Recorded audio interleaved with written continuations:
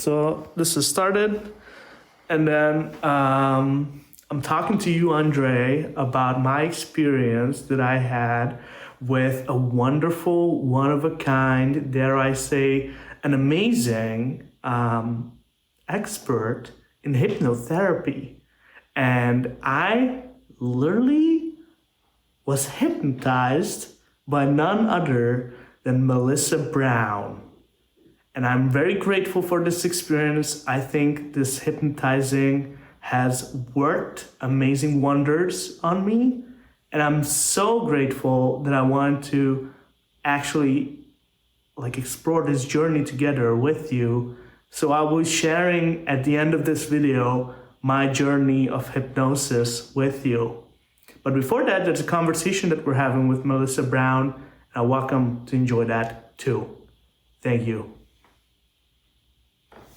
Okay. Thank you. Happy to be here. Thank you for having me. This is such an amazing place. And capybaras or cuchi, what was that?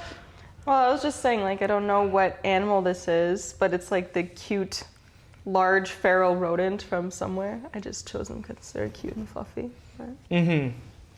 I'm sold. Yeah. Thank you. Thank you for that. Well, with that said, hopefully we're going to inspire generations to come, because I believe generations are meant to be inspired, and inspiration can lead to generational wealth and all this good stuff, right? Because a good story can pass through generations, and what is a good story if not a good inspiration, right? And you have, I think, somewhat of a interesting, good story to share, perhaps many, and I don't know you just yet that well, but I'd love to get to know you, love to get to know your stories. I know you are the expert. I call you an expert. I think that's true, so that's amazing. How are you feeling? I'm feeling good. Yeah, it's nice to have you here. The expert on what? Well, the expert on many subject matters. Many subject matters? Yeah. But what would you say? Well, if you don't want to be called an expert, that's perfectly fine for me. But as far as I know, you're an expert in making people understand what hypnosis and hypnotherapy is. Is that true? Okay. I answer things in multiple parts because my communicative style is backwards. It's weird, so I'm just going to give that to you up front. Love that. Thank you. Yeah, just a disclaimer. Everything I say is just going to be confusing. I'm going to take you on a journey around, and then I'll answer your question, basically. I have many questions, by the way. I have prepared questions for you, so that's amazing. But somewhere we have to start, yeah. Cool.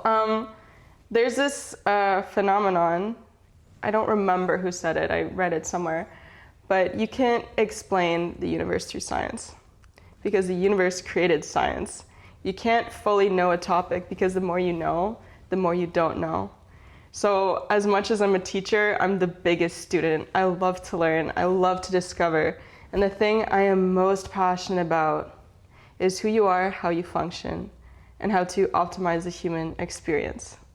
And understanding the unconscious and conscious mind and how to heal from every layer of the physical body, energy body, and thoughts and beliefs to the soul body, astral body, and karma cycles has just been my greatest passion.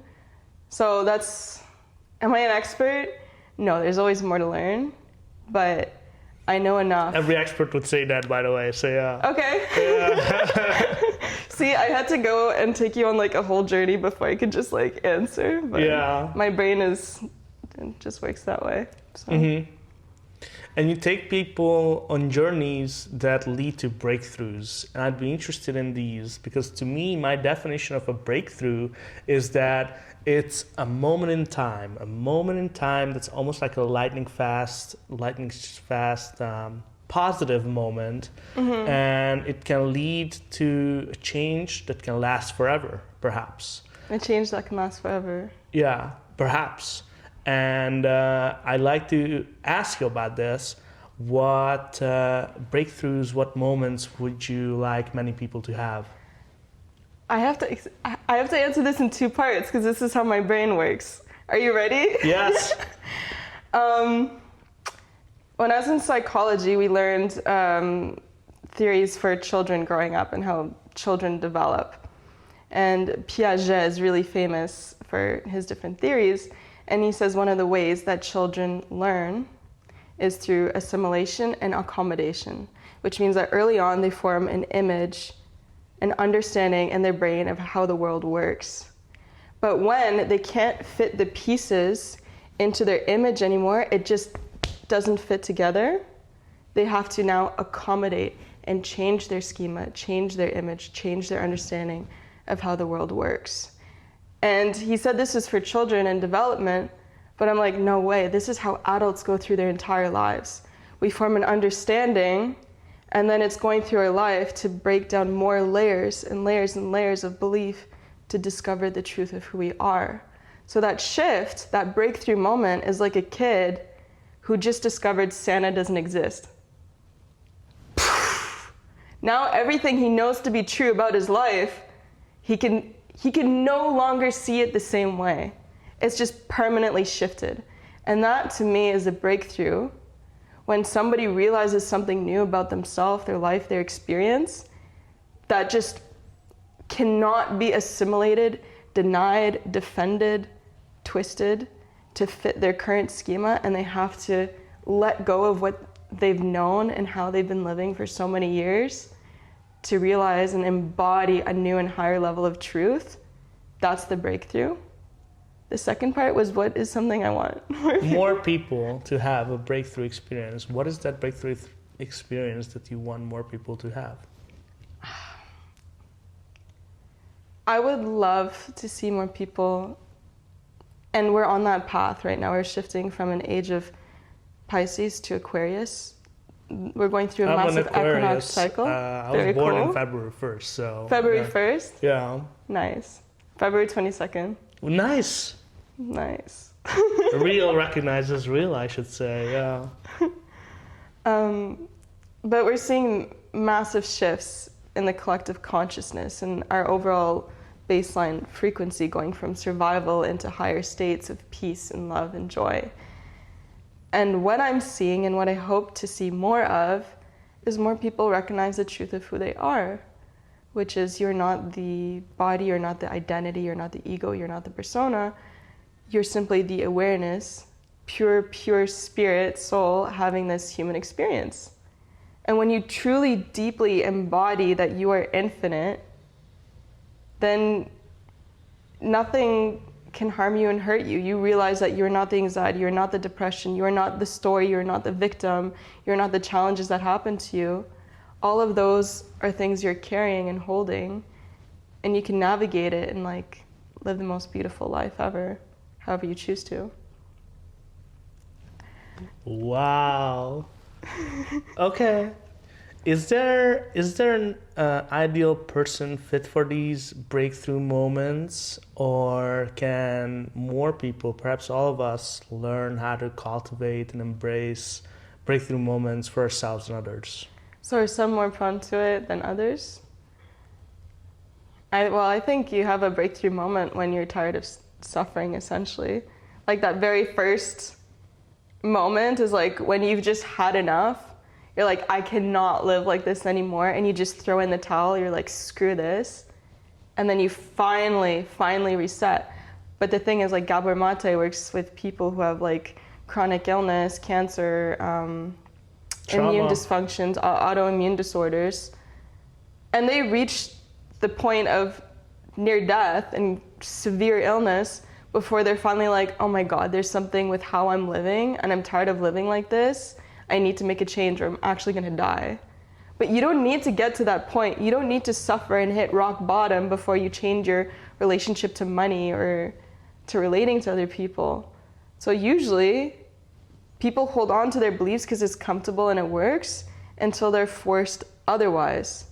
Unless the people who are most prone to breakthroughs are the people who say, oh, I don't like this, I'm gonna work through it now. Who run into the fire instead of avoid it. can I just say I get the chills right now? So like this is amazing, like amazing idea. And like I want to ask you about my personal perspectives too, because Yes. sometimes I'm open to change, but I believe there are seasons in life when I'm not so open. And I want to ask you again, perhaps, when is that season of life, or when is that season, if you accept this concept, when are we called strongest for change, or like when is that desire the strongest for us for change? What are your seasons like? Well, sometimes I feel like I'm a creative genius and I'm happy to embody that. And I, you know, plant the seeds and reap the benefits and the fruits of the labor. And then after that, I forget to replant the seeds because I was like, okay, no more seeds, I guess. And I believe at that point, like, there's no more seeds on planet Earth ever. And that's not good for me because I know I should find a way to get these seeds. If anyone is still following this metaphor, it's about like ideas and work and all that good stuff. But yeah, so yeah, my seasons would be like celebrating an idea, then committing to working on that idea, then celebrating that it worked, and then reaping the rewards and getting lazy about it. Okay. And then I get lazy about it, then I forgot to celebrate, and that's the moment when I feel like I'm missing something. So I think celebrating the idea, celebrating the fruits of the labor, celebrating the moments that it worked, or perhaps it's semi-worked, is important to me. But when I don't get to celebrate, that's when I feel like I'm missing something. And that's how I would characterize my seasons. And I think it's cyclical, right? Because when I don't get to celebrate, I have this desire to want to celebrate something. And then I make contributions in my life to have some sort of meaningful attempt for celebration. What does celebration mean?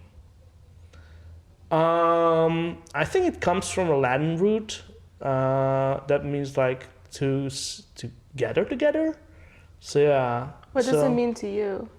What does it look like? Yeah. So I love having people meet and just not only introduce each other to each other, but also like have a celebration, you know? So like when you accomplish a new, I don't know, what would it be? A certification, degree, book launch for you? Yeah. So it's like really like you put in a period of effort and then you have a party and then you get ready for the next thing? Yeah, but I also do this like perhaps crazy thing. I love being called crazy sometimes because I think this is the right thing to be called, right? Some people said the precursor to genius is craziness. So I believe in that, yeah. But I celebrate in advance as well. So when I'm like, oh my God, this is something that may just work, we throw a party. Yeah. And then I tell every friend of mine my new idea that I want to work on, and they're like, it may work, or they're like, what?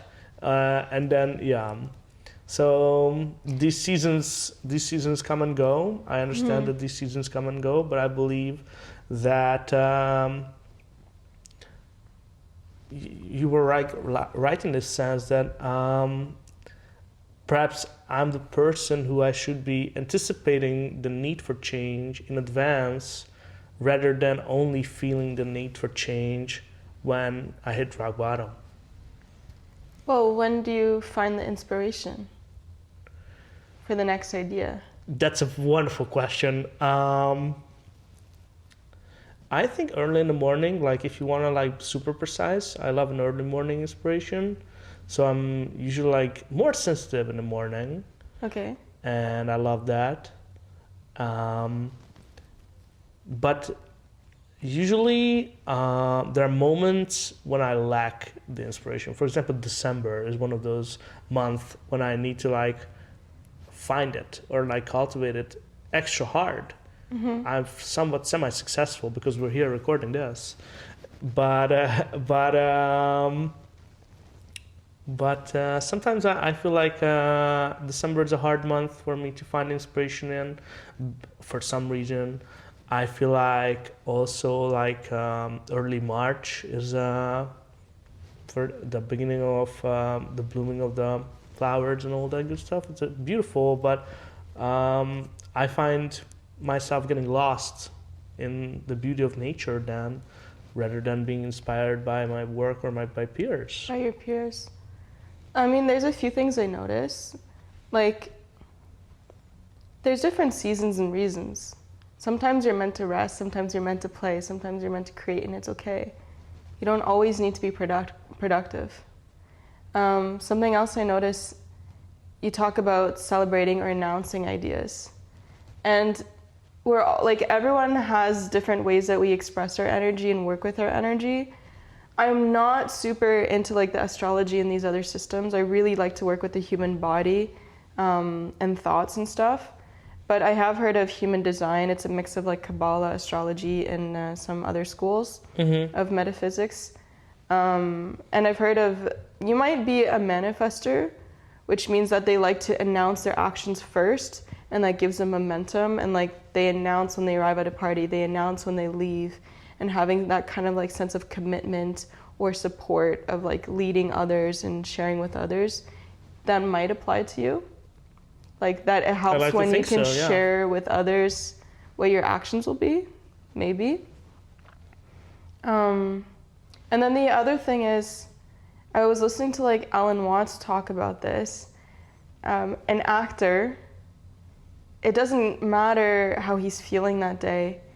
He has to get on stage, melt away his identity and his persona, and just let his soul get to play and work and do theater and express. It's such an interesting thing to juggle, is how can we allow that divine inspiration to flow through us on command?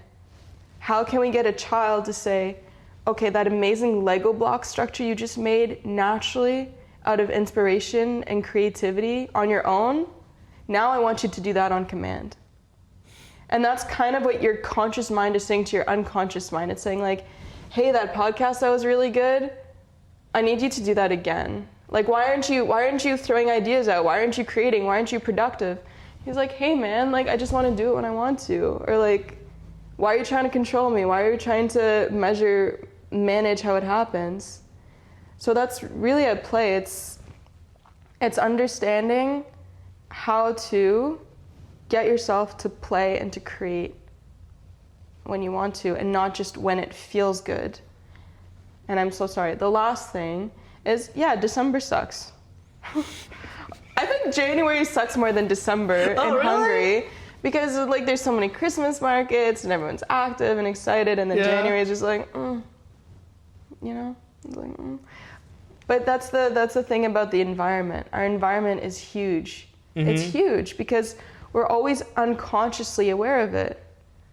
Like the temperature, the quality of the air, the way the furniture is arranged. If you notice my apartment, I took down a lot of paintings when I got in here. I took down a lot of books that my landlord had because they had weird titles, or they were dark, or I had one that said like murder on it, or I had one of the paintings like was a woman and she looked sad. And I optimized my environment to prime my other than conscious self. My limbic system is always feeling emotions, feeling things based on the environment I'm in. So I'm priming myself. Can I ask, what are the seasons for you? The seasons for me? Well, I'm learning now how to peak my productivity.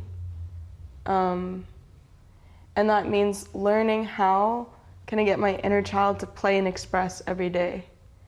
Because for me to grow what I'm growing, I need to be so consistent in showing up, in creating, and getting my ideas out there, and sharing my knowledge of who you are, how you function, and how to optimize depression, shame, anger, chronic pain, physical pain. Like, I need to get this out there. But for me to get that out there means I need to show up every day to communicate that message. And getting my inner child to just do a video, a creative endeavor on command, my inner child is like, no, don't tell me what to do. But at the same time, it's like, oh, I really want to do that. I really want to create. I really want to make this happen. It excites me. It inspires me. So it's been a learning experience, learning how to juggle both sides and show up every day to play on command. Long answers, but you know. Love it. Yeah. There's something in there. There's definitely many things in there, more than many things. Many things. An amplitude and longitude and things. Yeah. Yes. We just put some salt in the pot. I know what that means. Is it a good thing? Yeah, okay. Yeah. All right. Yeah. Well, tell me about hypnosis. Hypnosis. What would you like to know about it? I somehow believe that when I told my friends that I'll be seeing somebody who is well rehearsed in the realm of hypnosis, they were all like, whoa, isn't that dangerous? Oh. And everybody was like, isn't it dangerous for you to like embrace this, Patrick? I think they were not culturally, like, this is not a one culture centered thing, because I told people from all over the globe. Luckily, I have friends from all over the globe, right? So, but they were all like, whoa, is this gonna be safe? And I was like, now that you asked, I don't know. But to me, I was like, I have to let go of some sort of inhibition, I believe, for me to embrace this whole experience wholeheartedly. And luckily, I don't have that many inhibitions at this point.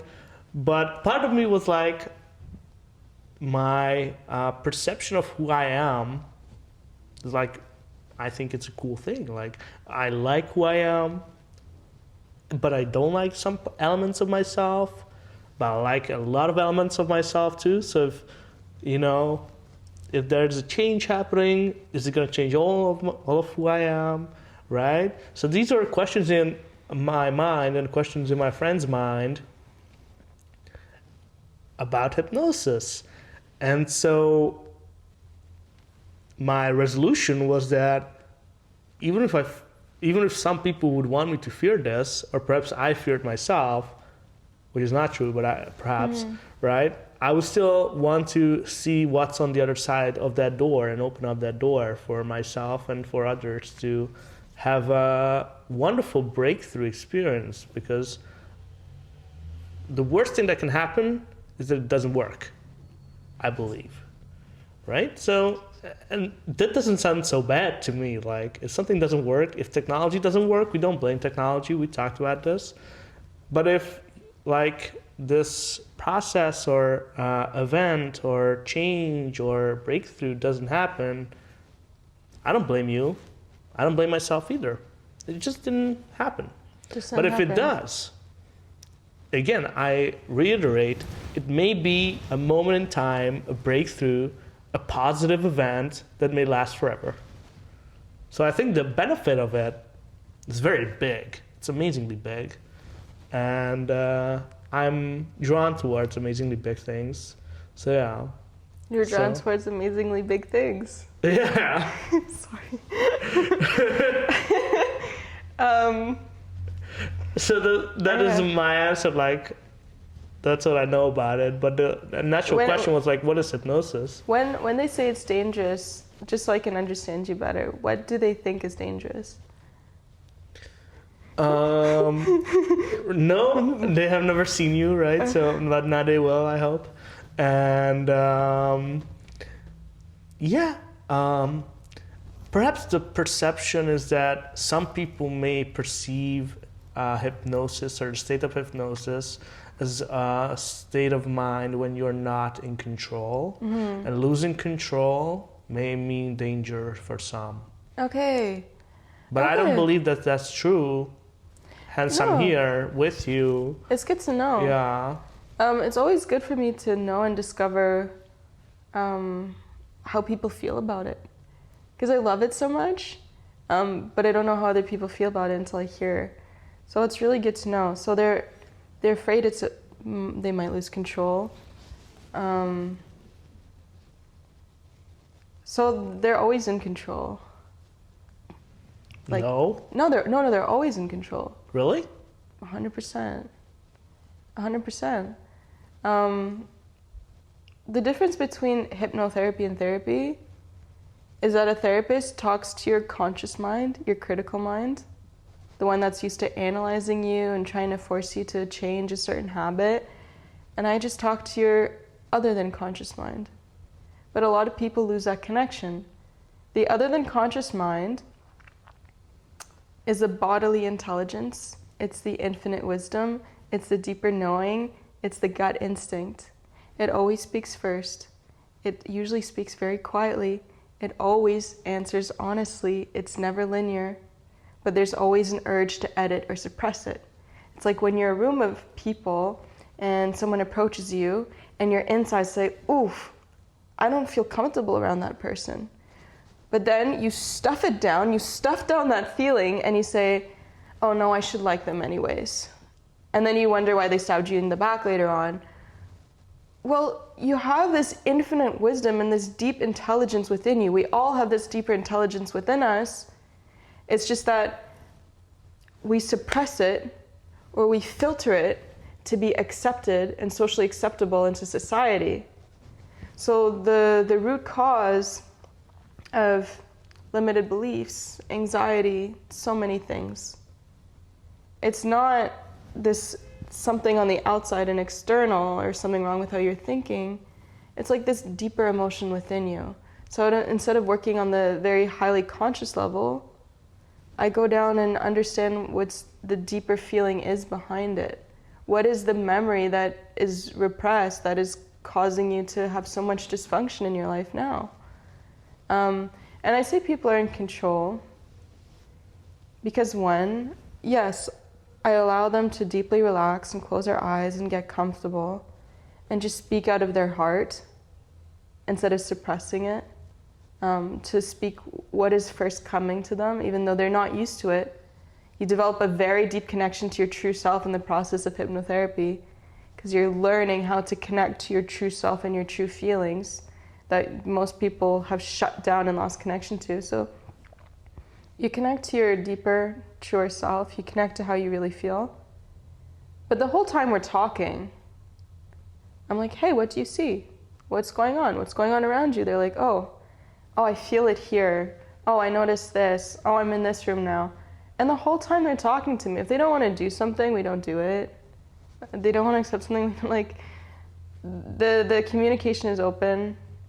They can't accept any ideas that they don't want to. And I'm not swinging a pendulum or a watch and saying you shall not drink or you shall not, like, no, it's more like exploring what the deeper fear is or the deeper cause is behind the issue that's manifesting. Well, thank you for clearing that up for my friends and audiences. So here we are. What up? Awesome. So how does hypnosis compare to other alternatives for stopping addiction? Addiction? Yeah. Sorry. Which addiction? Problematic gambling, spending, eating, drinking, smoking, scrolling, phone addiction, internet addiction, exercise addiction. I just took an addictions course and had an exam last week, so. So I'd love to ask you if it's possible to use hypnosis and perhaps get an intervention for addictions someone may not know they had, or is hypnosis best suited for, let's say, people who know what they're dealing with and people who understand that they have this or that sort of addiction, perhaps? So someone who's aware of their addiction or addictive tendency versus someone who's not aware of their addictive tendency. Yes. Someone who's not aware of it, does that just mean they're just going through life like unconsciously, like completely unconscious of their actions? Okay. Yeah, maybe. Or like they're like scrolling for 8 hours a day, but they don't realize they have a problem? For example, kinda? like that's a question of like healthy usage of something, right? I'm thinking of like sugar, or I'm thinking of like social media, or I'm thinking of like exercises, or I'm thinking of like music. Can music be an addiction? These are the things I'm thinking of right off the top of my head, but maybe you know best. In my psychoanalytic course last week, I read something that said, in your session with a client, it doesn't matter what you see as problematic, it matters what they see and feel as problematic. If they don't find it's a problem, there's not going to be any urge or desire to change it. And I have like no urge or desire to change people to be more socially acceptable. I think we're all totally wildly different. And the way that someone goes through life, maybe they're an artist, a bohemian, and they're meant to travel and create and express and write for 12 hours a day. And I think that is so beautiful, and there's nothing wrong with that. We don't all need to be sugar-free and vegan and going to the gym every single day. That's just this social value that people are pushing onto us, a mold that we're comparing ourselves to. But the truth is we're all enough, we're all beautiful, we're all incredible beings, and we just function in different ways. It's finding the balance that works for you and minimizing the distractions and the substances that harm you and pull you away from what you love and what you're meant to do in this life. Hypnosis and hypnotherapy treats the root cause of the addiction. There's specialists out there. Wow. Okay. So that answers more than what my questions were, I guess. So that's amazing. I go on tangents. I love to talk about this stuff. Like, I don't know if you can tell I get too excited. That's good. Yeah, like when you messaged this morning, or I messaged you this morning saying, let's meet like half an hour later. It's because I was so excited I wasn't sleeping. That's perfect. Yeah. Same here. I was so excited. You look so excited right now. Thank you. Yeah. So this excitement originates from... I love what I do. Yeah. You love what you do, and you know that it brings a positive change for people. So I would love to ask you, because you know how positive this is and you know what positive change it can bring for other people, I'd be interested to ask you what positive change it brought forward for you and did bring forward for you. And also, like, what positive change do you hope to bring more so for other people now that you have experienced for yourself and want to share it with others as well? Tell me a story. Tell me my story, how hypnotherapy is helpful, the change I want others to experience through hypnotherapy. Okay.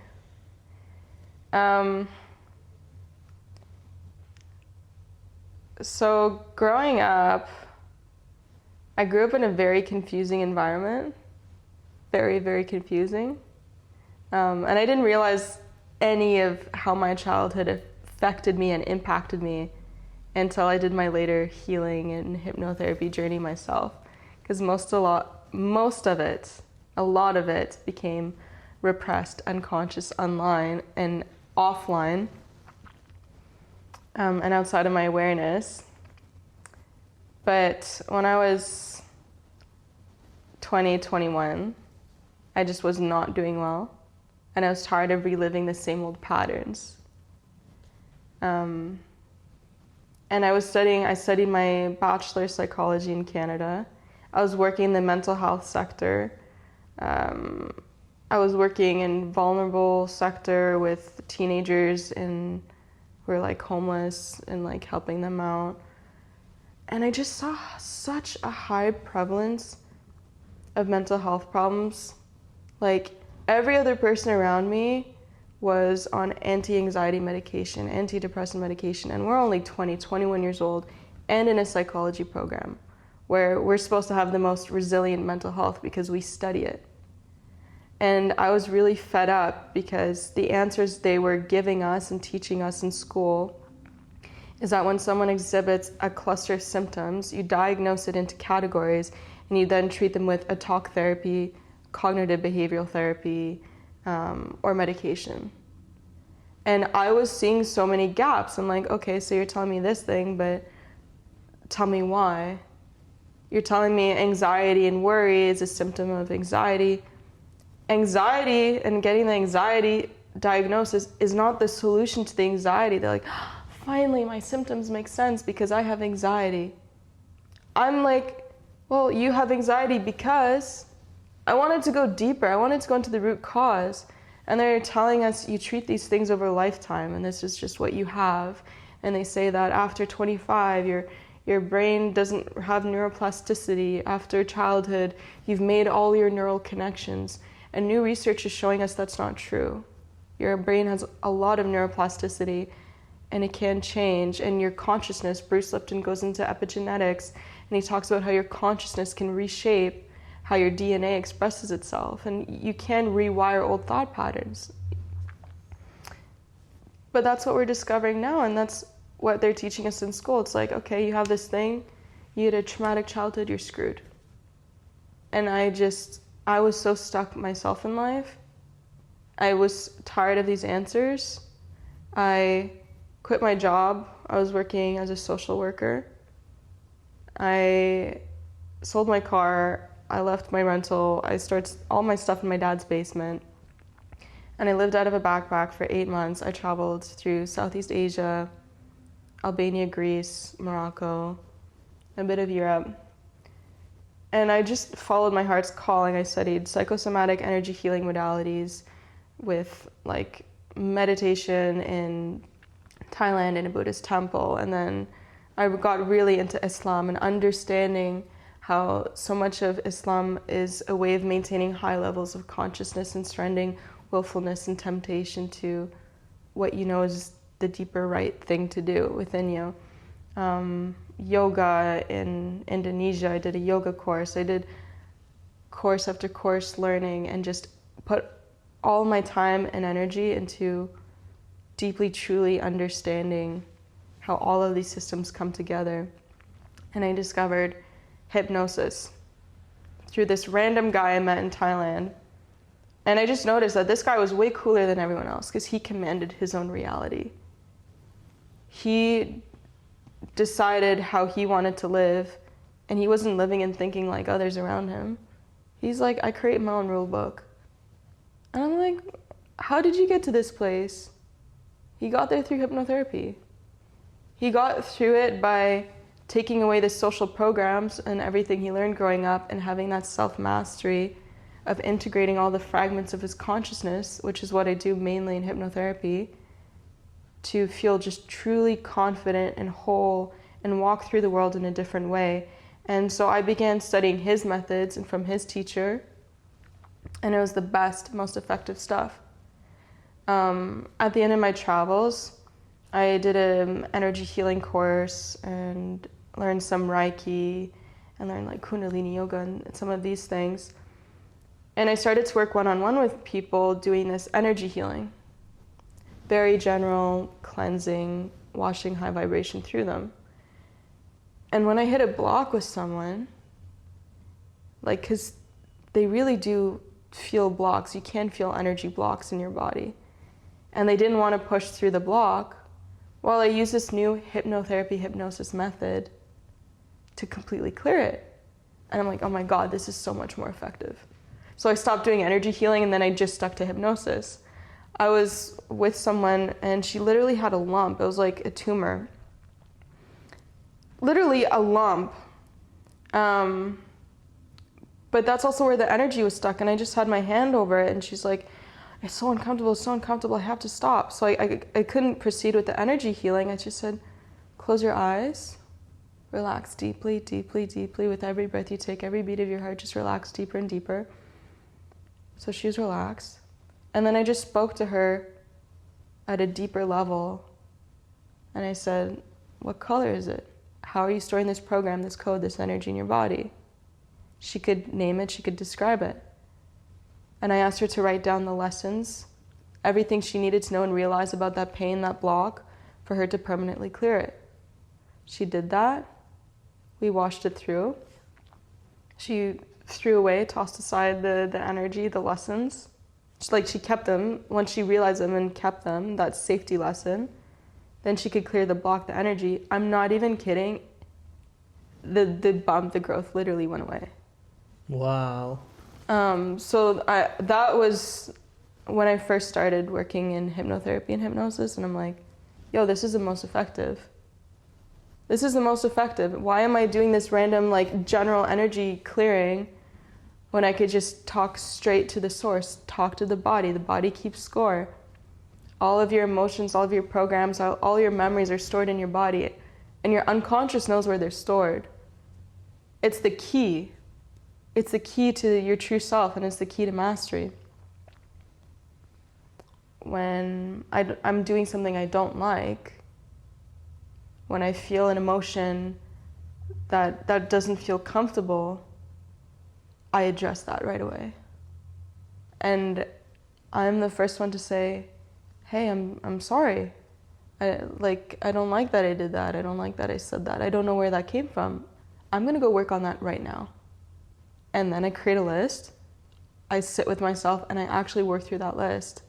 And when you're vulnerable and open to being wrong and thinking in a new way, living in a new way, you get to grow very, very, very, very quickly. Because every time these things come up, you work through them, or someone hits a block and they just stay there. And I worked, I believed in this method. I believed in what I was doing so much. I worked with one of the best people in the US online for 4 months. And I went on that healing journey with him for 4 months. And it was a really positive experience that I needed in my initial phases. Because what I didn't realize is that my consciousness was so fragmented. And I needed external help to integrate all of these fragments of my consciousness. Can I explain that to you? Please explain it to me. Okay. When you're really young and something is so awful, so uncomfortable, so traumatic, and so stressful, your consciousness goes offline. It is too dangerous, it is too intense for your brain to process it. It's like a shock in your system. Say somebody is hiding behind the corner and they scare you and you shock. You stop breathing. Yeah. The memory, the emotion, the pain is stored in your body of that experience, and it's running in a loop until it seeks conclusion. If you've ever had a breakup and someone broke your heart and you're just left wondering why did this happen? Your 5% of consciousness is here, but that is running in the background. And the people who walk slowly and confident and relaxed and poised, they're integrated. They're really integrated. They have all their energy in harmony, mind, body, and soul. But so many people have these little pockets that are still open. And then they develop personalities and defensive mechanisms to hide and suppress them. And working with someone, I didn't realize how fragmented I was. When I was working with him, we call it inner children. It's old memories that didn't find their whole conclusion, that weren't completely processed. This goes with the holographic consciousness theory by Brent Baum. These little pockets that need to be healed and integrated and hold and harmonized into the body. Otherwise, they create energy blocks, these loops. And I found that I had a lot of these inner children, younger versions of myself that were so abandoned and rejected and ashamed. It really helped to have a hypnotherapist and external help to integrate them, because it was all over the place. And once I was more integrated, I could function in a better level, higher level. And then I would say for the past 9 months, I think it's almost a year now, since I worked through him, I've done the deepest, most incredible, transformative energy work and hypnotherapy work on myself alone. But having that initial help was so essential, because I had so many T9 trauma moments. I needed somebody to walk through it with me. Otherwise, my brain would just stop, because it's too cognitively painful for me to manage and suppress it and deal with it. Does that make sense? It does make sense. Yeah. I really took you on a whole journey there, but... Thank you. I appreciate it. Appreciate the appreciation. I'd love to ask you more questions, if that's okay. Go for it. Okay. So how can a healer, hypnotherapist, an expert help compared to, let's say, self-hypnosis? Can I ask you a question? Yeah. And I mean this in like the best way possible. If you were to go home today and do self-hypnosis, what would you do? Literally, I got no idea. So I would just probably close my eyes, imagine something, and I think visualization, but that's not hypnosis. So yeah, wonderful question. Probably most people would do the same, so they got no clue. So yeah. But I asked that question because you said you do self-hypnosis too. The thing is, most people, like you said, have no clue what to do. But then they're like, yeah, I want to do self-hypnosis. I want to do hypnosis on myself. But they don't know what they're doing. Mm-hmm. What I find like really interesting is if we have, we want to sew in our clothing and hem it and fix our clothing, we take it to a tailor. If our car is broken, we take it to a mechanic. If our phone's broken, we take it to the phone store. But then the moment we're experiencing something ourselves, we're like, oh, I want to learn how to do energy healing on myself, or I want to do self-hypnosis. Okay. It's like, it's because people always want to take the path of least resistance. Mm-hmm. And the path of least resistance isn't to learn how to fix your car, it's to take it to someone. And actually the path of least resistance here is, well, I don't want to actually deal with my problems. I'm just going to do a self-hypnosis and then I'll be good. And it's also like, well, if you're going to an expert, you're going to a doctor because your arm hurts. Why aren't you going to someone who spent 10 years studying this stuff to work through it with someone? What is the difference? The quality and effectiveness. Or I mean like the difference between going to the doctor, the mechanic, and then going to the therapist or hypnotherapist. I think it's like the vulnerability and the willingness to adopt a new way of thinking or living. Mm-hmm. And change scares a lot of people. Mm-hmm. And people who embrace change move faster and their lives get better quicker.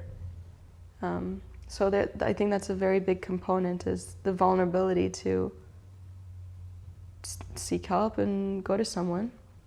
First of all, the difference between people wanting to do self-hypnosis versus go to someone.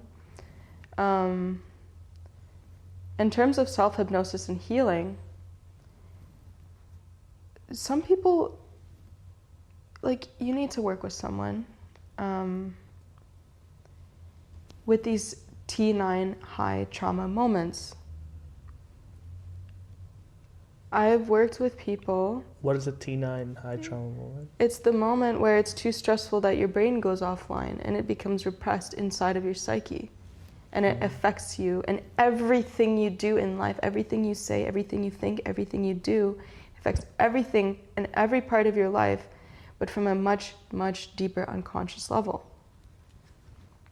So I've worked with people who had early childhood trigger warning, sexual abuse. When you're 1 year old and 2 years old, and that's completely outside of your awareness, you wouldn't even know it happened to you as an adult today, but it's affecting you and your ability to love others and open up to others, but it's totally out of your awareness. You need somebody to help you with it. Because it's too traumatic for you to sit down alone and find it. And you can be screaming and crying and going through that, and you need to have someone with you to make you feel safe and navigate you and guide you through that. Otherwise, you could just traumatize yourself more. So that's one side of it. One side of it is there's some things that are too stressful and too intense that you do need help with. And I met people who did their hypnotherapy for a couple of years, and for the first 6 months, they would just fall asleep in every single session because it was too cognitively painful for them to deal with it, that they would just go offline, but they'd still be conscious and be answering and talking with the hypnotherapist. Mm-hmm. So the hypnotherapist was healing them while they were just they just couldn't deal with it, and they're just like, Jesus, take the wheel. Some people are at that level. A lot of people are at that level. And you need someone for that reason. The other thing is, I don't know if you've ever heard of transcending levels of consciousness. I'd love to learn more about it. Tell me more about it. Different emotions and levels of awareness and belief at different levels. So the lowest is anger, shame, being a victim, identifying with guilt, mm-hmm. versus fear, and then courage. Courage starts to help you become conscious and out of the survival and going into peace, love, bliss. And if you're vibrating here and you see the world through, I'm a victim and I'm carrying so much anger and I can't believe this happened to me, but you want to live this totally awesome, abundant, happy, joyous life, but you do self-hypnosis on yourself and you're only able to think from this level and you can't imagine a greater reality than the one you've currently experienced. And then you do hypnosis on yourself, so you're in a very suggested state, and then you keep repeating these affirmations that are just keeping you stuck at this thinking. You're just ingraining it deeper. You need to work with someone who can help you elevate your thoughts and bring you to a higher level of thinking than you even thought imaginable. And one of the key words in hypnosis, when I help people implement and envision a greater, more incredible reality than they ever thought possible, because what you predict is possible for you in the future is actually determined by how you see your past and feel about your past and what happened to you and what you've been exposed to and what you've experienced. So they think, oh, in my life I'll have problems, or it'll be okay, it won't be that great. Well, one of my key terms in hypnosis is, can you imagine what that might be like?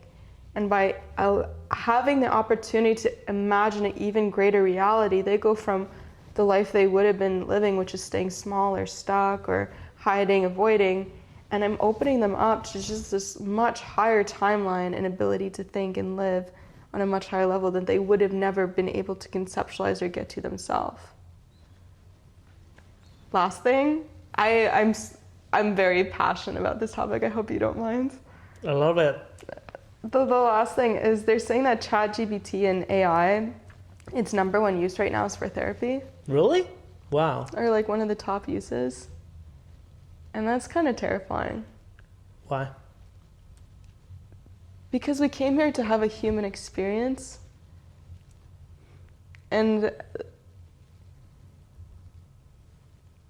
I want to experience the most deepest, satisfying connections with other human beings possible.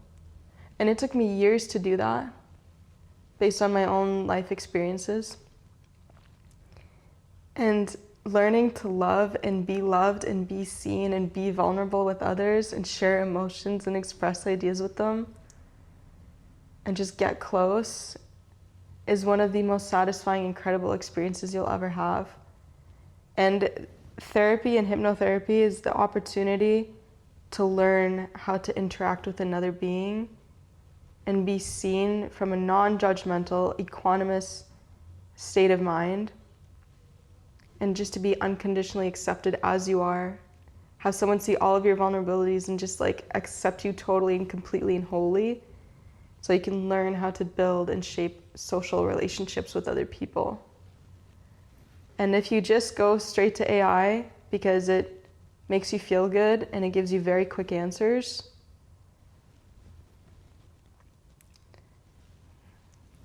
is it going to give you that depth and richness of experience that's going to promote all of your other social relationships going forward?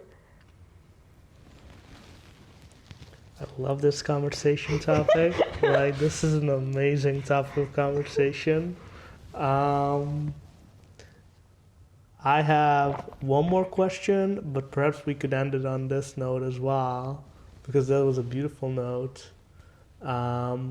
Would you prefer to have one more question? Whatever you feel like. I would also love to hear your thoughts on like any of my crazy rants.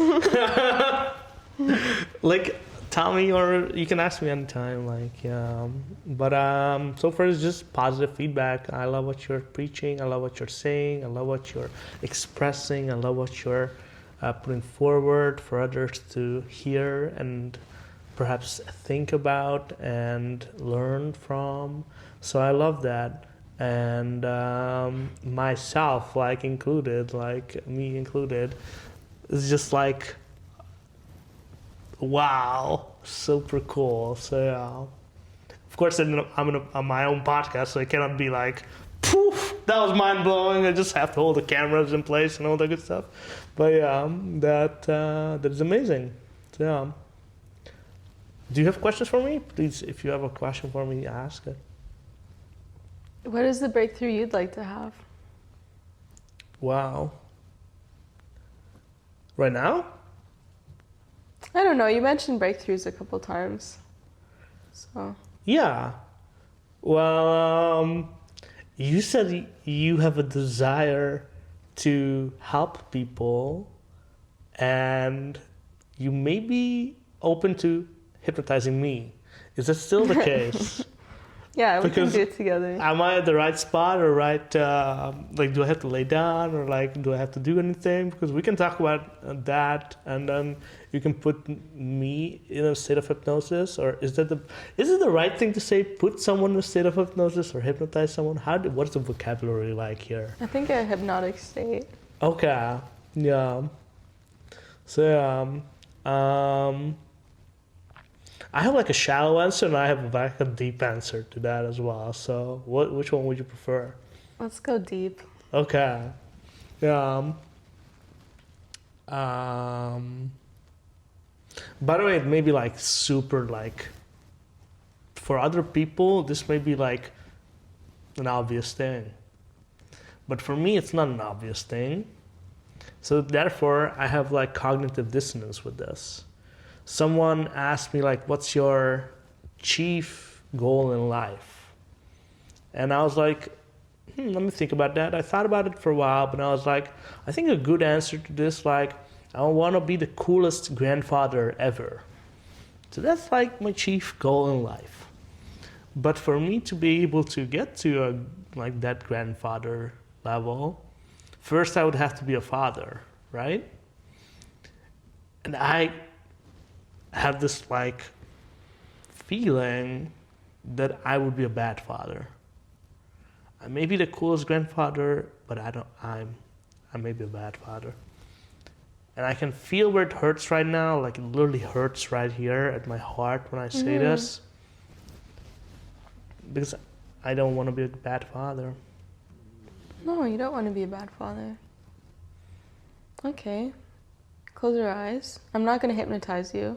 Okay. I just want you to answer openly, honestly, the first thing that comes to mind. Mm-hmm. The very first thing that comes to mind when I ask you, is that hot or cold? Hot.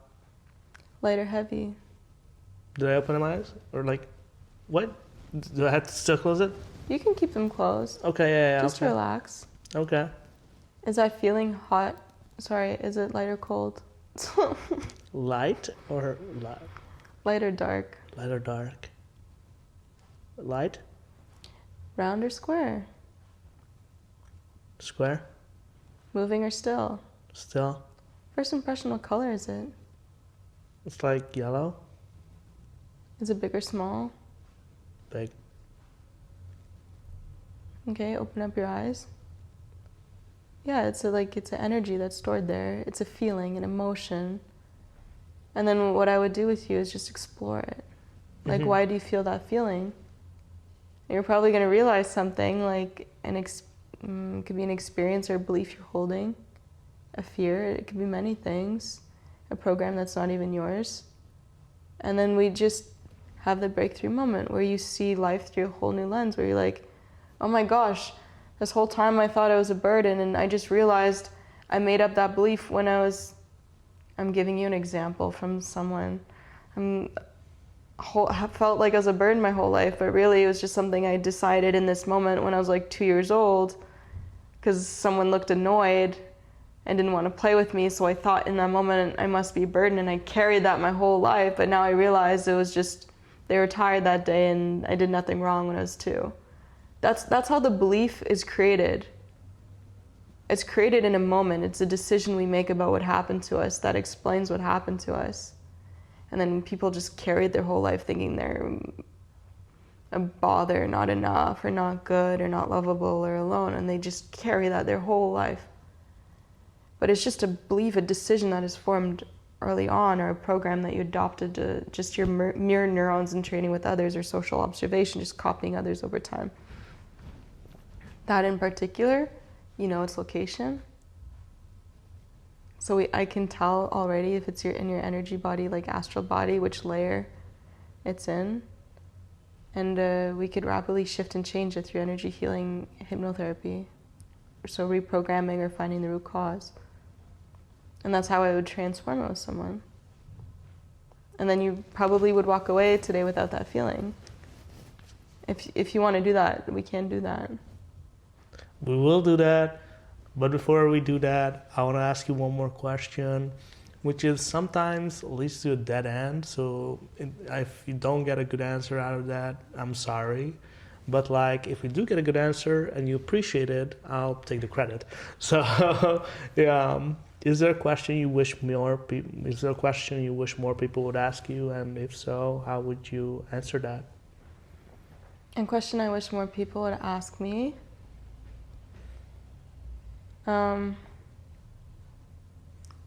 How? What do I do? How do I work on that? Just ask for help. I have the answers. Your other than conscious mind, your truer, deeper, infinite wisdom, infinite knowing has the answers. And there's a solution to everything. But it's just about taking the time to be with yourself. When something comes up, instead of quickly distracting yourself, running away from it, avoiding it, just to sit with yourself and just say, like, hey, what's up? Why am I being late for work every day?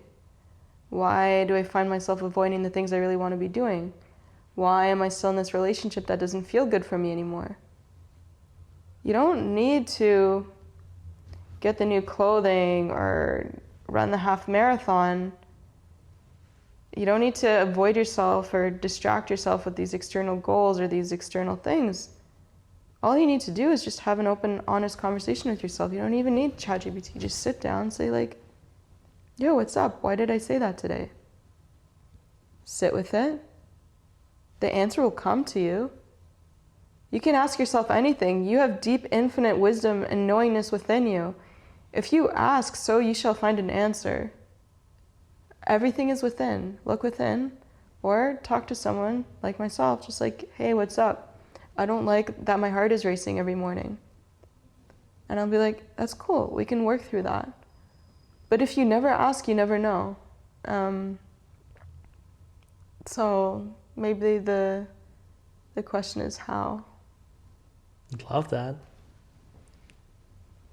Well, with that said, I want to thank you, and thank you so much for having me here. And this was, well, the best podcast we've ever done. So yeah, hopefully we're gonna do some more.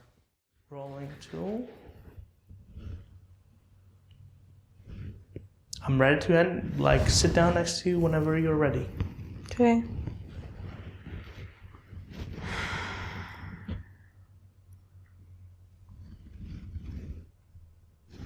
Yeah, come.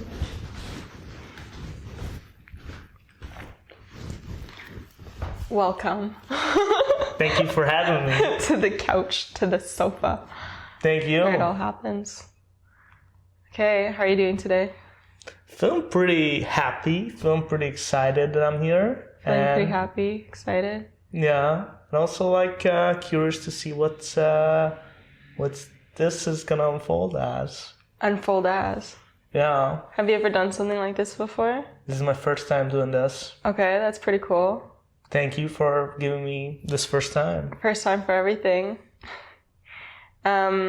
Anything you want to work on today? Yes. I said it before in our podcast, and I think it's a cool concept. I would love to resolve the inner conflict that I have that I may not be a good father one day. Yeah. Why you might not be a good father one day. I think I'm so fearful of even becoming a father that when it would happen, I would not be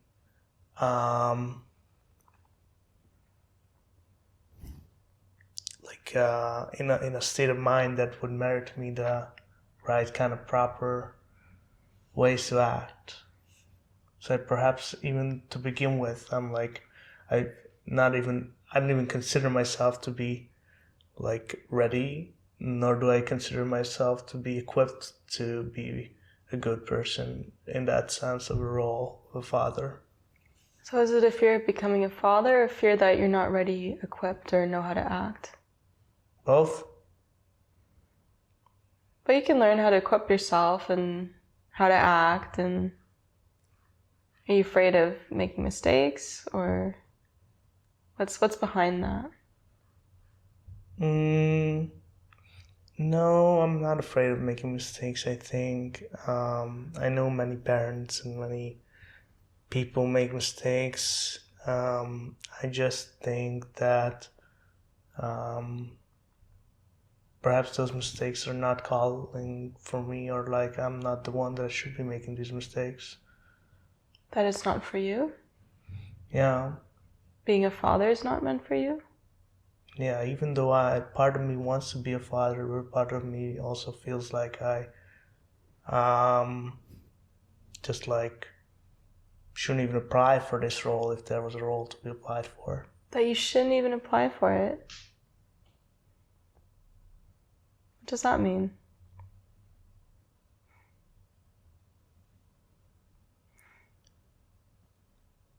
Well, I think it's like for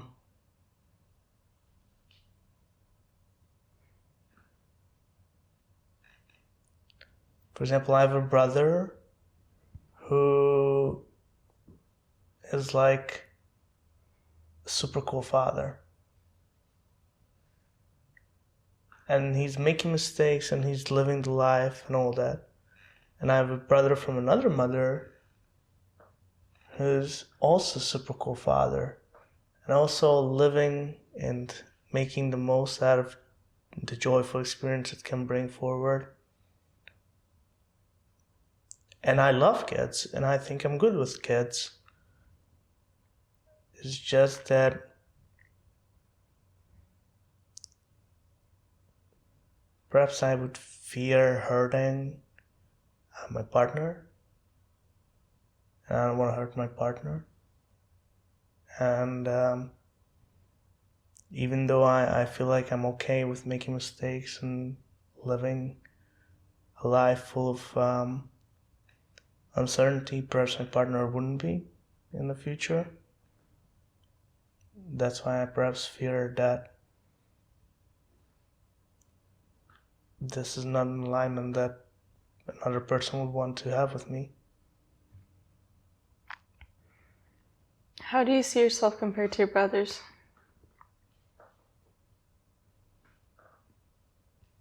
I'm younger than them, and in some sense, more successful, in some sense, less so successful. But to me, it doesn't really compare, because I see them as the most successful, being happy with their families, right? So I just don't think that I can. Maybe I can, but I don't know how. But I don't know at this point how it would work out for me, and therefore I feel so much uncertainty, and I feel that it is a huge question, perhaps never to be unresolved or resolved, and I would want it to be like a question in my mind that I don't question forever, but decide that I am who I could be or who I want to be. First impression, where do you feel that feeling? Could you point to where you might feel that? If it was beginning or growing somewhere in your body? Here. Is it still there? Yeah. Is it okay if I put my hand on your chest? Please do. You can just close your eyes. Relax. Patrick, would you like to be hypnotized by me? I would love to be hypnotized by you. Thank you. Cool. So in a moment, not yet, but in just a moment, I'm going to ask you to relax your eyelids so deeply, so fully, so truly, deeper and deeper. All of those tiny muscles in the back of your eyelids, deeper and deeper and deeper still, as they get heavier and heavier and heavier, like there's 10-kilogram weights resting on your eyelids, so heavy. You just couldn't open them anymore, even if you tried. Try to open them up and notice what happens instead. That's right. All the way down, down, down. As with every breath you take and every beat of your heart, just relaxing more fully, more deeply, more truly. I want you to know that if there's anything you'd like to say, anything you'd like to do, you can at any time. This is your experience. You are the guide. This is your journey, and you can direct us however we go. I want you to know that no matter how far you travel or deep inside you go, you'll be completely safe. That any sounds in our environment won't disturb you or distract you in any way. In fact, they're only going to reinforce inside your mind, body, and soul that you're safe and take you into a deeper and deeper trance. You can just open up your eyes and close them deeper and deeper and deeper still, all the way down, down, down. Opening them up and closing deeper and deeper. Still allowing your breath, your consciousness to flow through your chest, your stomach, your abdomen, your diaphragm,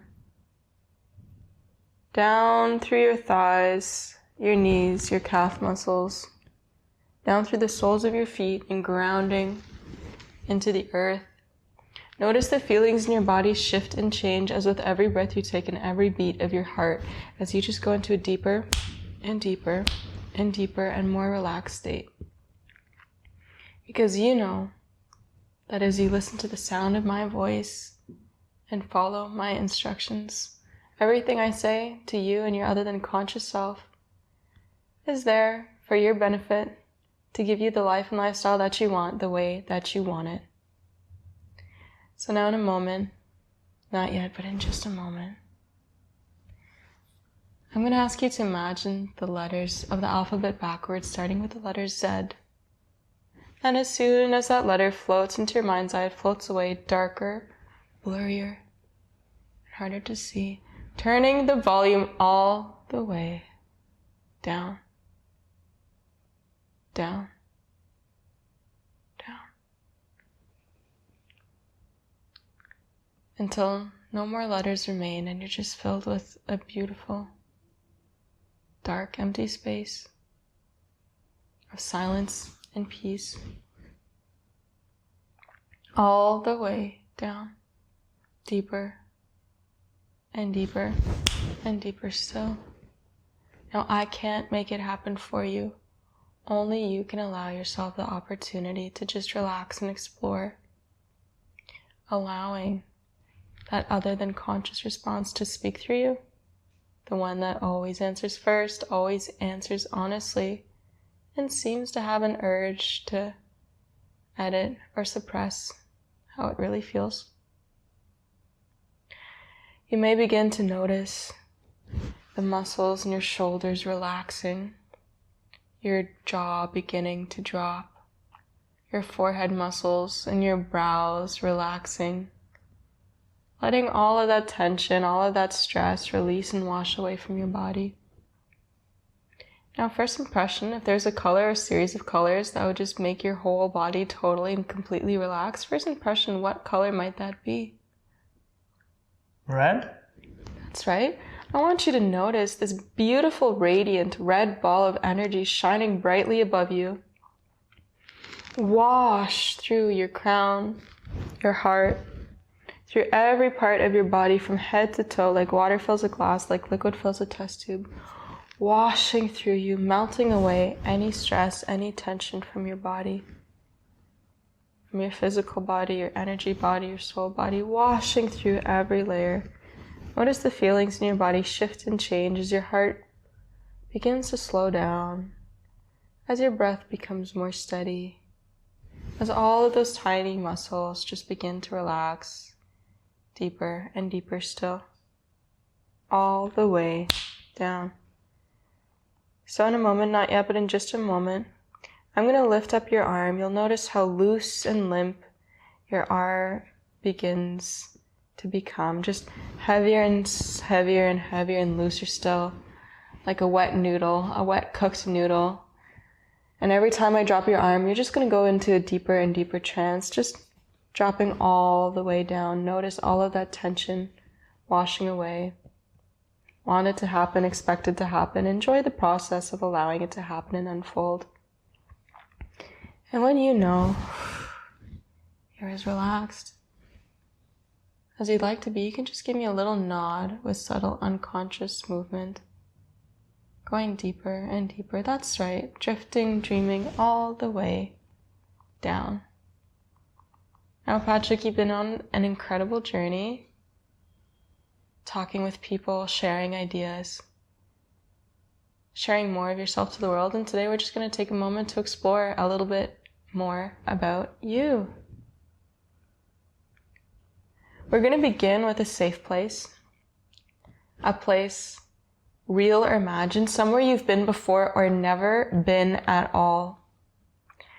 The only thing that's important is that when you step into this place, so positive, nourishing, nurturing, you just feel this incredible sense of peacefulness and joy, of pleasure. Stepping into this space where nothing less than positive can even exist for a fraction of a second. See what you see, smell what you smell, hear and taste what you hear and taste. As you find yourself in this scene, in this movie. Is it daytime or nighttime? Daytime. Inside or outside? Inside. Could you begin to describe what this amazing safe place might look like for you? We're in a playhouse. and a pool filled with red and yellow plastic little balls. Red and yellow plastic little balls. And how do you feel when you're in this space? It's full of joy. Joy. And there are amazing people around having fun. And you just feel good all over. Yes. And I want you to notice that if anything negative even tries to enter the scene for a fraction of a second, just immediately gets zapped out of existence. Try to notice something enter this space and tell me what happens instead. It disappears. It disappears. That's right. And if there's a color or series of colors that represented this feeling in this place, in this space, what might that be? Pink. Pink. And just allow that pink to radiate from the middle of your heart center out through your body. See it shining through you, head to toe, washing away anything less than pink from your body. And when nothing but pink remains, just let me know and we'll continue.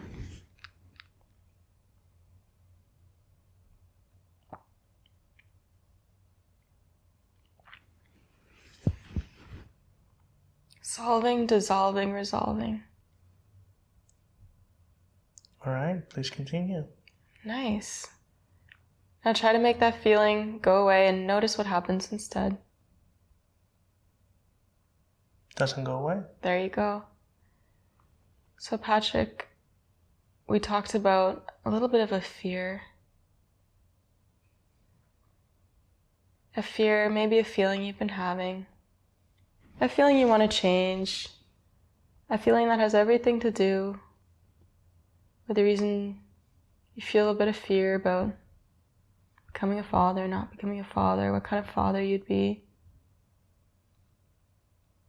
Scanning your body, first impression, point to where you feel that. That's right.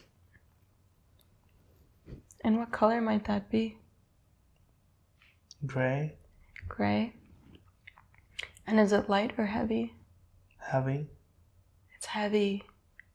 Is it moving or still? Still. Is it sharp or smooth? Smooth. Now noticing these gray, smooth energy. First impression. Tell me the first number that comes to mind when I ask you, how young might you be the first time you felt a feeling like this? 16. 16. And if you could see that 16-year-old version standing in front of you right now, and just scan his body head to toe, first impression, where might he feel a feeling like that? The ankles. The ankles. And first impression, what color might that be? Black. Black. And how young might he be the first time he felt that feeling?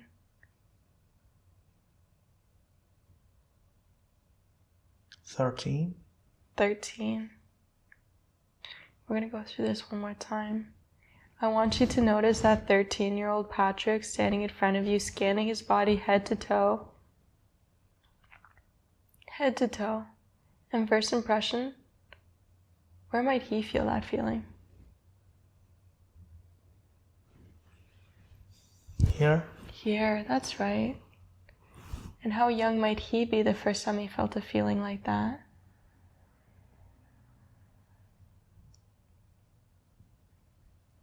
Four. 4. I want you to just see that cute little 4-year-old Patrick in front of you. See him there in front of you. And first impression, where might he feel that feeling? Here. Here. And what color is that? Blue. Blue. Is it moving or still? Still. Is it wet or dry? Wet. Heavy or light? Heavy. So what we're going to do is we're going to step into that scene where you first felt a feeling like that. Is that all right? All right. All right. Yeah. And we have that pink energy to tap into anytime we want. Mm-hmm. All right. So I'm going to ask you to imagine yourself walking down a hallway. This hallway is different for everyone. Some people have photos on the side and picture frames. Some people got windows. For some people, it's totally dark, but you're going to find yourself walking down this hallway. And at the end of the hallway, there's going to be a door. And as you walk down the hallway, it has a bit of an incline. You go down, down, down, down, down, deeper and deeper. Deeper and deeper still with every breath you take in, every beat of your heart, walking to the past, to the past, to that past, to the very first scene, situation or event where that memory, that feeling, that belief got encoded.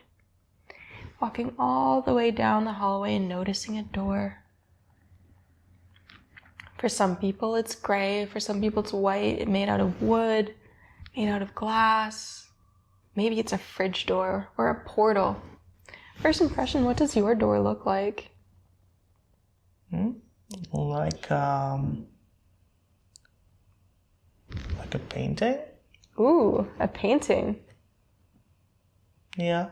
Does it have a door handle or do you like push it open? No, it's a door handle and a beautiful painting. Red and blue and purple and yellow and green.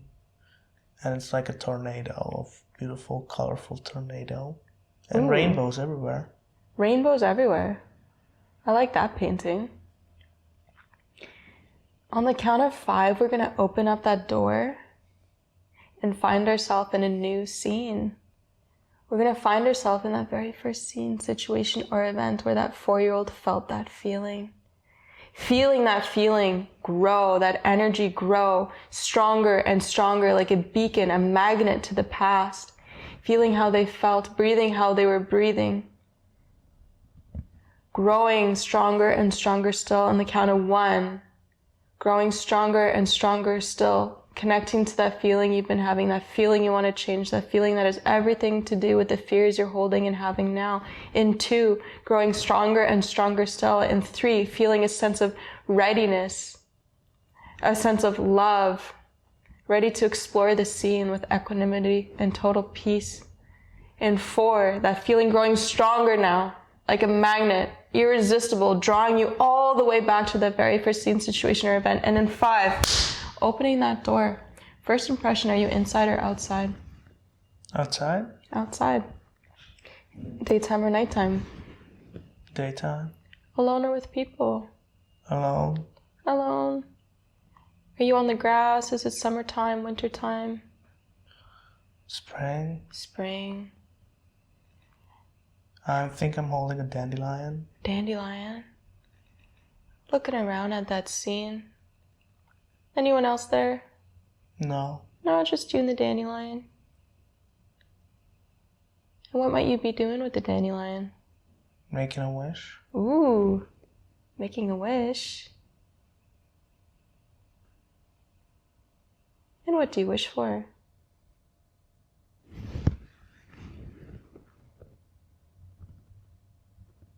I wish to be happy. And how does that 4-year-old feel? Is he 4? How young might he be? Can you repeat that? How young might he be? 4? 4. How does he feel? He wishes to be happy. He wishes to be happy. Is he happy? No. And if we could go to that little 4-year-old and say, hey man, you're wishing to be happy. How do you feel right now? What's going on? What might he say to you?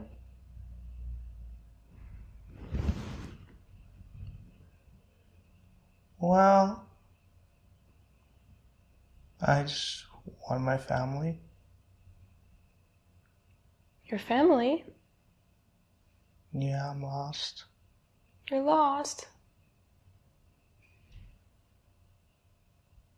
Yeah.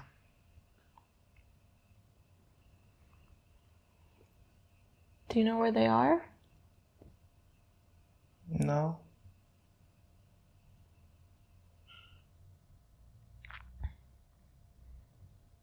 I know where my family is.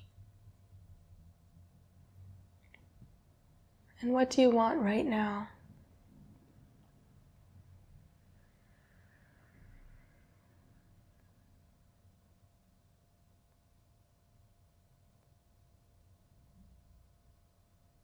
I want to be happy. You want to be happy? And what does that look like to you? I want to be with my family. You just want to be with your family.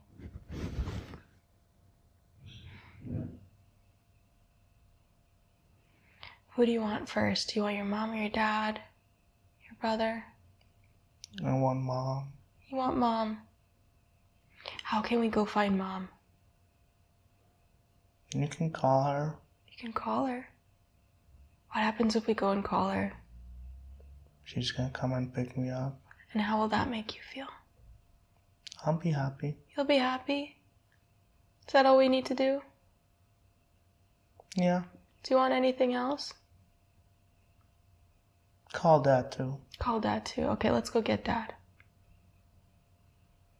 You don't need to make a wish on a dandelion. They're there for you. They're there for you. Okay, let's go get Dad. Dad's here now. Do you want anything else? I'm happy. You're happy. You're happy. And now, I just wanted to share something really cool with you. We have this technology where we can visit each other even into the past. So I'm going to introduce you to older Patrick today. First impression though, how old do you think Patrick might be today?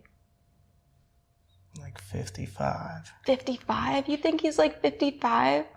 No way. Patrick, why don't you tell him how old you are today? I am 27 years old. There you go. Oh, okay, now he gets it. And you're doing pretty well. Patrick, could you just give him a big hug? I want you to take in that little kid. Give him a big hug.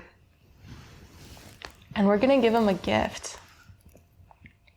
We're gonna give him a gift that's gonna make his whole life totally different and transformed for all the right reasons. Is there any message, wisdom, or teaching you could give him now to help him be more amazing and incredible throughout his lifetime?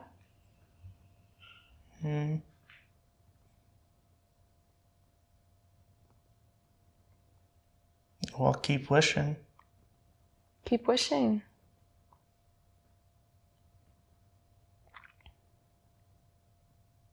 Yeah.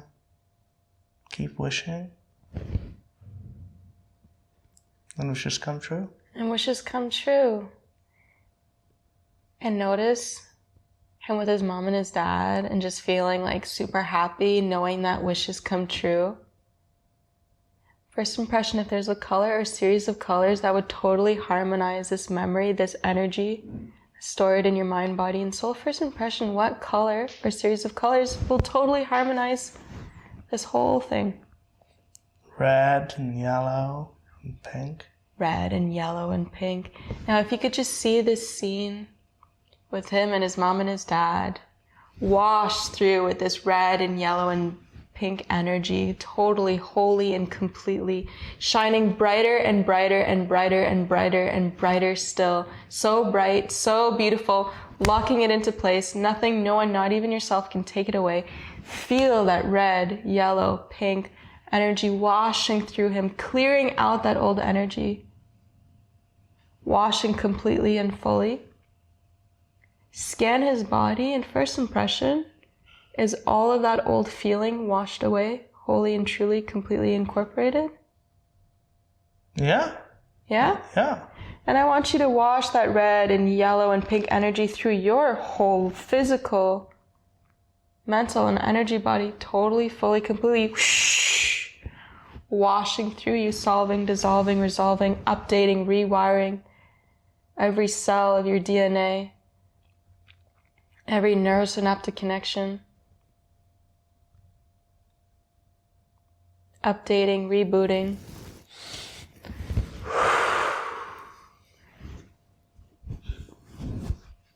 resetting, to feel happy, to know that there's always someone to call on, that you're not alone, and that your wishes come true, and knowing that to the deepest core of your being, that your wishes come true. And if you command it, you can speak your reality, you can command your reality into existence.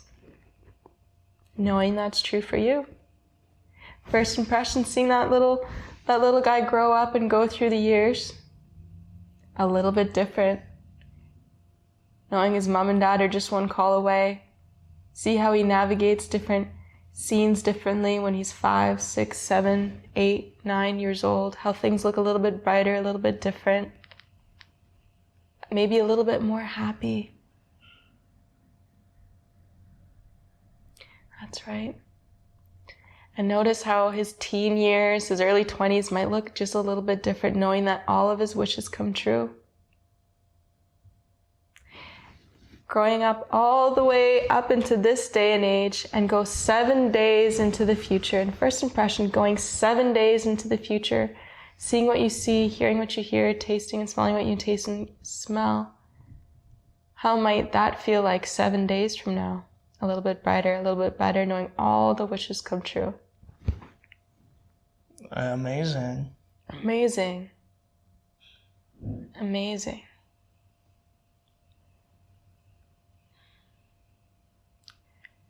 And now, first impression.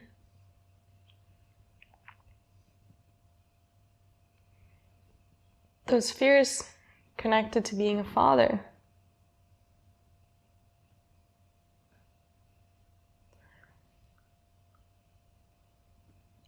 I don't have them anymore. I'm going to ask you to use your left hand. Are you right-handed or left-handed? I'm right-handed. So you're going to use your left hand like a piece of paper. I'm going to touch your hand, okay? Mm-hmm. That's your piece of paper, and your right hand is your dominant hand. You're going to use your index finger like a pen. Okay. And you're going to write down with your pen onto the paper, consciously or unconsciously, all of the wisdom, lessons, and teachings that you need to know about this lesson, about this energy, about this memory, and just letting your finger move, whether consciously or unconsciously, just moving and let it express through you and write through you anything you need to know or realize. So that you won't have this fear anymore. And so that you see it from a much higher and deeper perspective.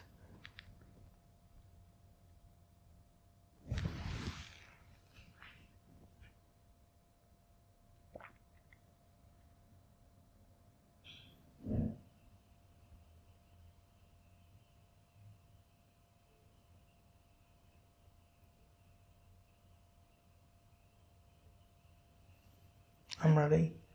That's right.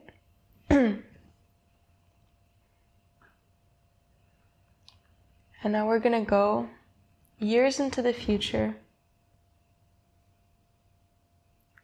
And you're going to see yourself now in the future where you are already living that reality in that timeline with a partner, maybe with a child. First impression, could you share a little bit about what that might look like? Yeah, somebody's stealing my camera all the time. But I love it because they bring home some cool, fun stories to share. And that's the people who live at home. And who's that person stealing your camera? Both my wife and my son. Your wife and your son are both into cameras too? Yeah.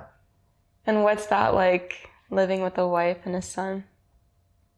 Amazing. Amazing. And now this version of you, if he could turn to you now and see you here sitting on this couch and give you one piece of advice that you need to know or realize to make it all happen, be the best father ever, and just enjoy that and claim it as your own and feel so whole, worthy, and deserving of that reality and that happiness and that joy and that love. First impression, what might he say to you? Well, keep wishing. Keep wishing. Wishes come true. Wishes come true. And now first impression, as you see him kind of like hanging out with his kid and his wife, is he happy? He is happy. He is happy. Is there anything about his experience that's a bit dysfunctional or he would like to change or fix or work on? Yeah, he needs to get more cameras. He needs to get more cameras. Okay. Anything else? Is he satisfied? He's pretty satisfied. He's pretty satisfied. And first impression, are there any blocks, realizations, or things you need to do or realize in order to make it happen? Or are you totally good as you are? Can you repeat that? Are there any realizations? Anything you need to know, realize, or discover to be more ready or prepared? Or are you pretty good as you are? First impression. I think pretty good. You're pretty good. So it means like you can totally do it. And it's totally gonna come true. Yeah? Yeah, and you're like gonna totally be happy. How does that feel? Pretty good. Pretty good. And that feeling that it's pretty good and that all of it manifests and comes true and you have the happy wife, happy life and the son and you're just like so totally capable of doing that and it's so totally meant for you.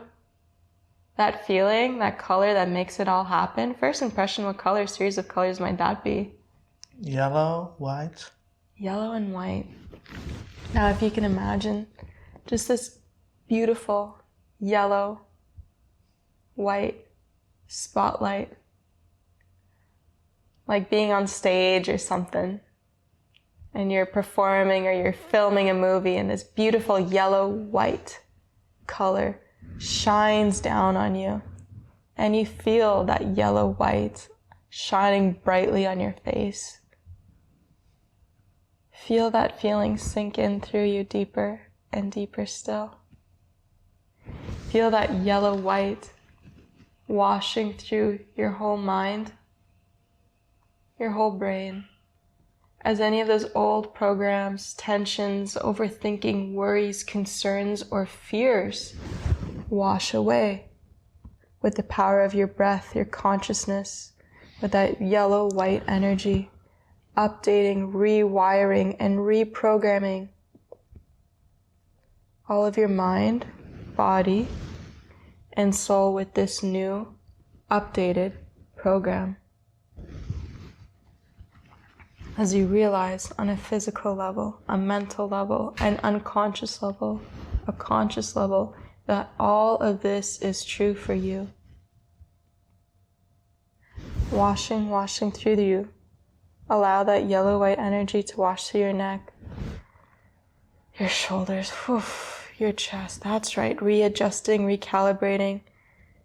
Feel that yellow-white energy wash away any tensions, densities, stress from your stomach, your abdomen. Feel it melting away, draining away. That's right.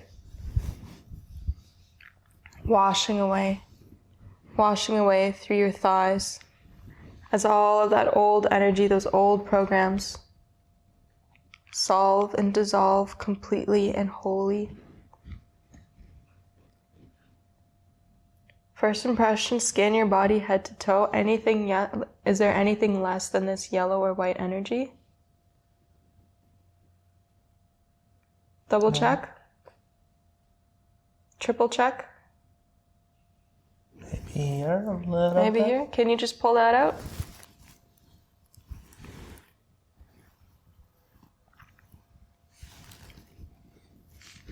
Just pulling out that energy that no longer serves you.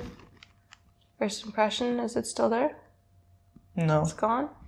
Okay, washing through that yellow-white, head to toe, shining bright above you.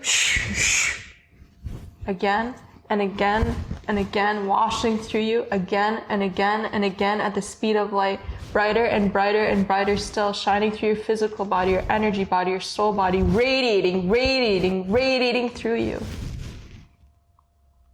From your highest timeline, shining through you in all of the incredibleness that you are. Now try to make it go away or turn off and notice what happens instead. Doesn't go away. Doesn't go away. This is just your new truth, your new reality. It is what it is. You're happy, you're worthy of being happy, and all of it is going to happen for you, and all of your wishes are going to come true. On the count of 5, we're going to come out of this trance, emerge and renewed in the truth of who we are. In 1, in 2, knowing that safe place and this reality is always yours to tap into, and this is just the truth now. You're totally aligned, you're totally prepared, and you're totally ready for it. In 3, realize that you're whole, worthy, deserving, and capable for all the right reasons, because it's meant for you. It's your timeline. It is what it is. In 3, allowing that yellow white to shine through you, feeling safe and comfortable, being seen and shining. And in 4, knowing that special someone is out there for you, and you don't need to worry about finding them. You're meant to align with them. And in 5, you can begin to open your eyes and see the world from this timeline. Wow.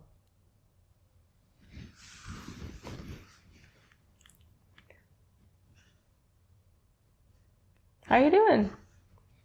Wow. I mean... Hallelujah. Hallelujah. Yeah.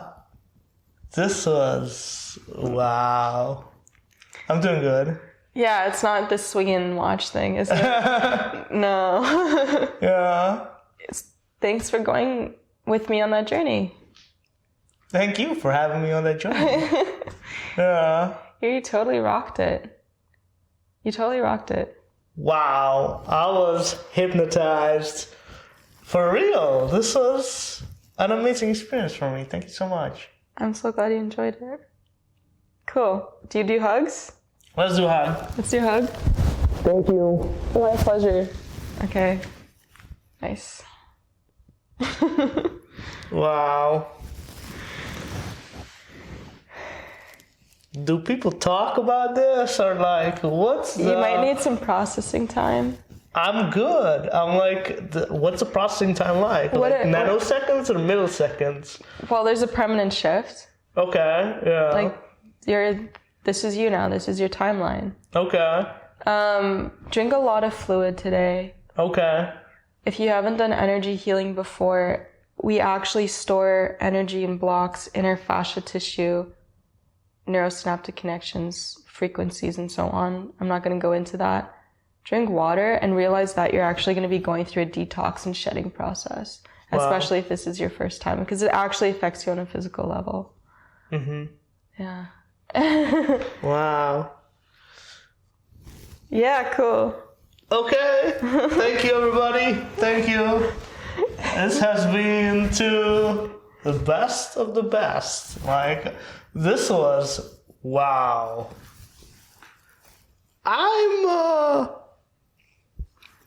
What's the right technology or like what's the right word or vocabulary that I should use to this? Like, this is like, well, I don't have words for this. This is what I can have for you to offer. No words. No words. No words. No words. Just vibes. Tears and vibes. Hey. Yeah. High five. Thank you. My pleasure. Yeah. Cool. But it was good. It was really, really amazing.